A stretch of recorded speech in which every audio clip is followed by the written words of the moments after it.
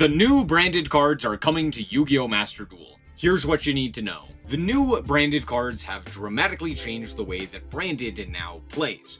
Because of this card and this card in particular. Fallen in the Virtuous is one of the craziest quick play spells that we've ever seen, and the reason is kind of innocuous. It actually is just recurable destruction. That's it. All it does is send a Fallen Valbaz, sends a monster that mentions Fallen Valbaz from your extra deck to the grave to destroy a card on the field, a face-up card, and it targets. Why is this card so crazy? Well, because it recurs itself. Because you can send Albion, the branded dragon, which has the ability during the end phase to reset or set an additional branded spell trap from your deck, and this card is treated as a branded and Dogmatica card, you have ease of access to it in a myriad of decks, with just a few pieces in the extra deck as material to send, basically. So with that, you get additional copies to send cards to the graveyard, meaning that you always have access to this card in multiple copies. It's very powerful. Not only is it generically powerful, it gets additional power in Branded in particular because it has a second effect where if you have an Ecclesia monster on your field or in your grave, you can target one monster in either graveyard and special summon it. Now, notably, this is a quick effect, meaning that not only could you reborn your own monsters that potentially didn't have the ability to do anything, you could also potentially reborn opponents' monsters, right? So, for example, if you were to deal with Baron, you could then steal the opponent's Baron and use it for yourself. It's a very nice addition to your interaction, and it is generally the most powerful piece of interaction that you will have in Branded, or the most important piece, I guess. Now, this is paired with the new Fallen of Albaz, which is the Fallen of the White Dragon. It is treated always as Fallen of Albaz, which means that we can only run 2 copies because we still need the original. With that, what it says is in hand, you send a guy from the extra deck to the grave as cost, and then you special summon it. On summon, it will special summon another guy from your deck. Now, notably, it will lock you into level 8 fusion and synchro monsters if you use its hand effect. But it's not that big of a deal because I don't think we have one that's not a level 8, except for our Super Poly target in Ship of Theseus. That being said, we can also special summon important Ecclesias, that being Incredible Ecclesia, which is a tuner. That's it, that's the important part, it's a tuner. And then the Dogmatica Ecclesia, which can search out the Fallen and the Virtuous. That's the general idea of the deck, with a few additional cards thrown in. We have the new Dragon that Devours the Dogma, which allows you to just make an unaffected guy, and of course has a grave effect when in the grave.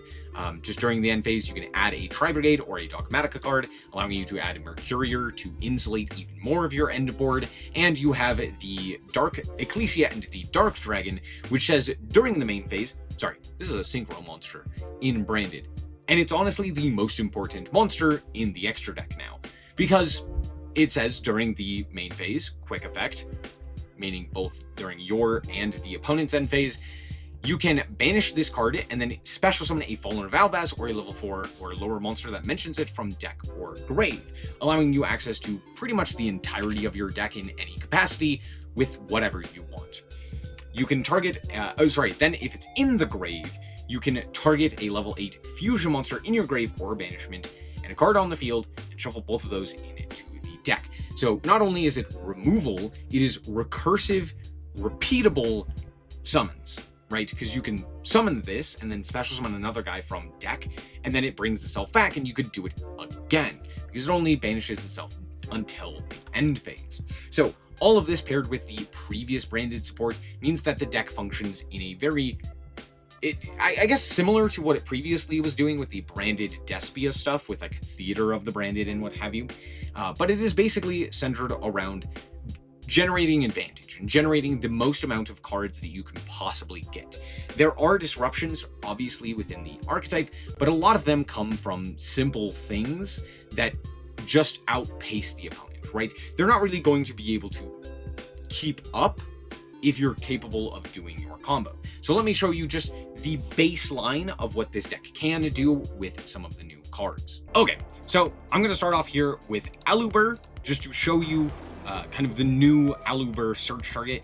Generally speaking, if you have another monster in hand, you should be searching Branded in High Spirits. Because what this does is it allows you to go Branded in High Spirits, pitching any of your other names in hand, unless you are randomly playing a card that isn't a Dragon Spellcaster or Winged Beast, and then utilizing that in order to add the White Albaz. And then from there, you can kind of get this line. However, there's a bunch of other ways as well, but generally speaking, you want to grab this guy as opposed to Branded Fusion. While Branded Fusion is still good, you want to go into the Synchro monster first and foremost, and the best way to do that is through White Albaz. So we're going to go for the White Dragon here, and we're going to special summon it from the deck, the Incredible Ecclesia. Now, we could potentially play something like Golden Sword Soul to special summon here off of the Ecclesia, but we're not going to do that. It's just another brick, and it's not necessary. You can, but it's not necessary. So we're going to go for the new Synchro monster, tag it out immediately in order to go into... Normally, we would go Quem. Quem's in my hand. I can't do that. So obviously we can go for the Cartesia here as well, and we're just going to use the Cartesia immediately. We're going to go into the Grand Guignol here with that additional name, activate the effect of the Grand Guignol. We're going to send an additional name here as well. We're going to send the Dogmatica, or the Dogma here, which gives us the ability to search during the end phase. Of course, we're now going to go to the end phase, and we're going to do some important things. First, we're going to go for the Albion here. We're going to set from the deck the Fallen and the Virtuous, a name I will consistently forget. We're going to activate the effect here in order to add the Mercurier, and then we get to add, or special summon and add back a whole bunch of additional guys. So this is kind of the bare bones of what you can accomplish.